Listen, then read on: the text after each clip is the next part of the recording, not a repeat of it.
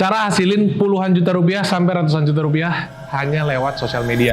Ya, jadi menurut gua di 2025 ini alat marketing yang masih paling efektif adalah sosial media. Kenapa? Yang pertama, sosial media tidak berbayar, ya, tidak berbayar. Dan yang kedua, sosial media itu punya data, ya. Yang paling penting itu data. Kalau misalkan kalian marketing lewat banner atau kalian taruh billboard, ya, kalian tuh nggak tahu siapa yang baca. Itu general aja. Orang-orang yang lewat, ya, walaupun bukan target market kalian bisa baca.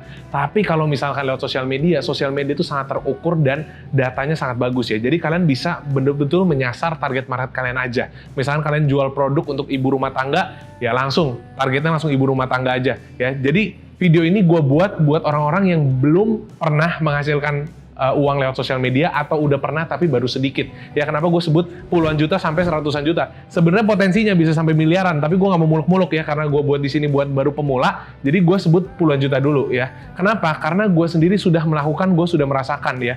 Gue udah buat, gue 4 tahun berbisnis dan gue punya 3 bisnis sekarang, semuanya basisnya sosial media. Dan gue punya salah satu bisnis gue adalah agensi. Agensi gue ini mengurus sosial media dari brand-brand lain juga yang udah gue bantu mencapai hal ini juga, ya. Jadi gue ajarin supaya kalian gak cuma jadi penonton doang, tapi bisa menggunakan sosial media sesuai dengan potensinya. Jadi kalau ngomongin sosial media, caranya itu sebenarnya ada terbagi dari 2, ya. Ada cara organik atau paid, ya. Organik atau paid. Nah, kebanyakan kesalahan orang yang sudah mencoba untuk berbisnis lewat sosial media tapi nggak bisa dapat omset itu adalah di 2 ini. Kenapa? Karena tidak semua produk itu cocok main di organik, tidak semua produk itu cocok main di paid, ya. Kalau misalkan bisa pakai dua-duanya gimana? Lebih bagus lagi, ya. Tapi ini kita ngomongin bener-bener baru mulai, fokus di salah satu aja. Tidak perlu dua-duanya. Tapi kalau kalian bisa pakai dua-duanya, organiknya jalan, paidnya jalan, itu lebih bagus lagi. Gue jelasin dulu apa bedanya. Organik itu artinya kita membuat konten. Kita membuat konten entah video, entah foto, entah desain, entah apapun. Ya, intinya adalah kita membuat konten dan berharap konten ini dengan formula yang betul bisa mencapai target audiens kita. Ya, artinya bisa viral, bisa FYP atau apapun itulah, ya. Jadi organik ini membuat konten dan FYP atau viral. Nah, paid ads itu apa? Paid ads itu, atau ini sebutannya paid lah, ya, lebih singkat. Paidnya itu artinya kalian beriklan. Beriklan ke platform apapun yang kalian pakai, misalkan Instagram, TikTok, atau YouTube, ya, untuk membayar platform tersebut untuk mempromosikan produk kita sehingga bisa menjangkau target market kita dan berharap mereka melihat, aware sama brand kita atau produk kita dan membeli, ya. Jadi bedanya di situ, yang satu tidak menggunakan uang, ya, yang satu menggunakan uang. Paid dan organik, ya. Nah, ada produk-produk yang cuma cocok dimainin di organik, ada produk-produk yang cuma cocok dimainin di paid. Beda ini gimana? Nah, tapi jangan salah dulu, ya. Kalau satu produk dimainin di dua-duanya itu bisa banget. Tapi akan ada satu yang lebih efektif di organik, satu lebih efektif di paid, gitu, ya. Nah, kesalahan kebanyakan orang, produknya cocoknya di paid, dia mainnya di organik. Wah, tapi gue udah mencoba buat konten selama 6 bulan, ratusan konten gue keluarin, tapi produk gue tidak ada yang beli. Ya, itu salah, berarti lu produknya cocoknya main di paid. Ada yang orang udah paid, gue udah beriklan 1 tahun, gila boncos, rugi puluhan juta, tapi tidak ada yang beli juga produk gue. Berarti lu salah taruh juga, mungkin dia cocoknya lebih di organik, ya. Produk mana yang lebih cocok di organik? Itu adalah mass market produk atau general, ya. Misalkan contoh baju, snack atau makanan ringan, ya, apalagi dan lain-lain lah, ya. Kalau misalkan gue jual baju harga 90.000, ya, terus gue jual makanan ringan, snack-snack harga 20.000, 30.000, maka cocoknya main di organik, ya. Artinya market kita ini lebih general, bisa jadi siapa aja. Siapa aja bisa makan snack ringan, ya. Siapa aja bisa beli baju-baju 90.000, 80.000 bisa beli, gitu. Nah, sehingga ketika gue membuat konten yang menarik, yang mungkin tertuju ke market gue ini, ya. Misalkan gue jual bajunya baju olahraga, baju bola gitu, misalkan baju bola harga 90.000, maka gue akan membuat konten-konten yang kira-kira cocok untuk marketnya baju bola seharga 90.000 gitu. Nah, sehingga ketika konten itu mencapai target market gue berharap mereka tertarik membeli gitu. Tapi apakah semua baju berarti cocok untuk dimainin di organik? Belum tentu, ya. Misalkan contoh, jualan baju batik harga 2 juta rupiah, ya. Apakah marketnya mass? Nggak juga. Jadi kalau misalkan kalian mainnya baju batik harga 2 juta rupiah, apakah cocok pakai di organik? Belum tentu ya. Mungkin kalian lebih cocok pakai paid ads. Kenapa? Paid ads itu adalah produk-produk yang lebih niche market ya.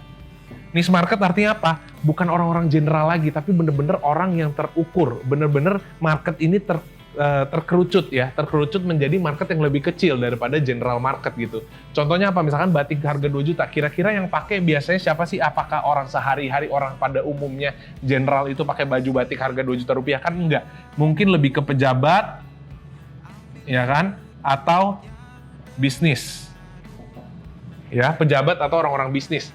Sehingga kalau misalkan kalian jualan baju batik harga 2 juta rupiah, mungkin lebih cocok main di paid ads. Kenapa di paid ads? Karena di paid ads ini kalian bisa ngatur bener-bener secara spesifik dan detail target market yang kalian tuju itu siapa. Dengan data-data yang disediakan dari Meta. Misalkan gue kasih contoh ya, kita mau nyasar ke pejabat atau bisnis ya.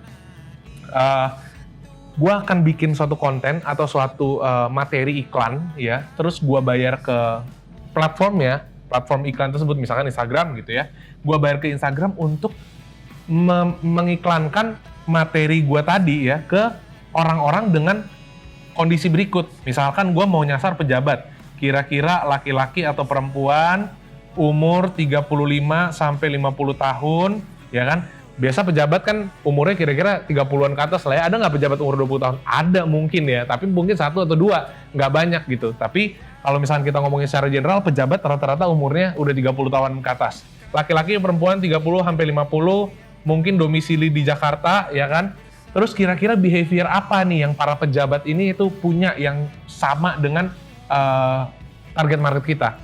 Ya mungkin dia suka luxury car, mungkin dia pakainya mobil-mobil mewah, ya kan? Terus habis itu mungkin dia pakai jam tangan mewah, atau mungkin dia sama-sama suka main golf, ya kan?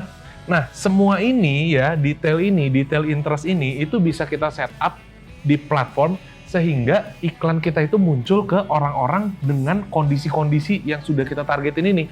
Sehingga lebih spesifik gitu. Sehingga ketika orang-orang ini lihat, mereka tertarik, mereka bisa beli produk kita. Ya, ingat ya, sosial media itu pada akhirnya adalah tentang bagaimana market itu bisa melihat produk kita dan membeli. Ya, ingat ujungnya paling penting adalah membeli. Kalau misalkan cuma lihat, tertarik dan tidak membeli, buat apa? Ya, capek-capekin doang.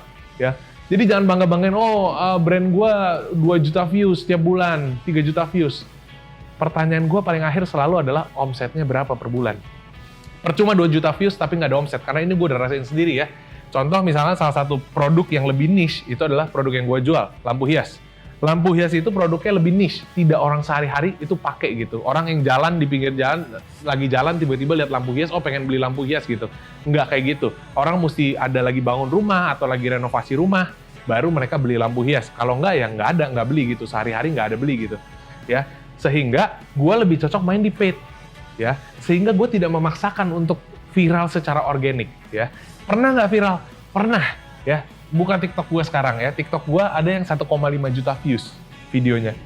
Tapi 0 rupiah omsetnya dari 1,5 juta views itu. Kenapa gue tahu? Karena gue sudah mempraktekkan.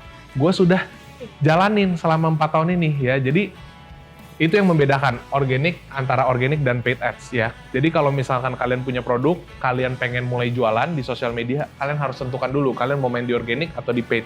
Kalau memang produknya tidak cocok di organik, ya nggak usah dipaksakan gitu loh. Nggak harus viral, nggak harus page kalian tuh puluhan ribu dan ratusan ribu followersnya ya. Yang paling penting ujung-ujungnya adalah ngomongin omset. Omsetnya berapa? Karena kita sosial media ini bukan untuk berbakti, bukan untuk volunteer work, bukan untuk capek-capekin diri, tapi untuk menghasilkan omset ya.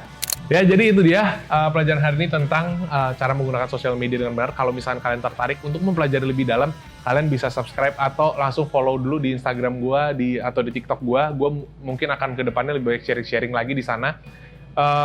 Nggak berbayar, gua nggak ada bikin kelas-kelas berbayar ya, jadi kan nggak perlu takut. Langsung aja dulu, di follow dulu. Thank you guys for watching, see you in the next video.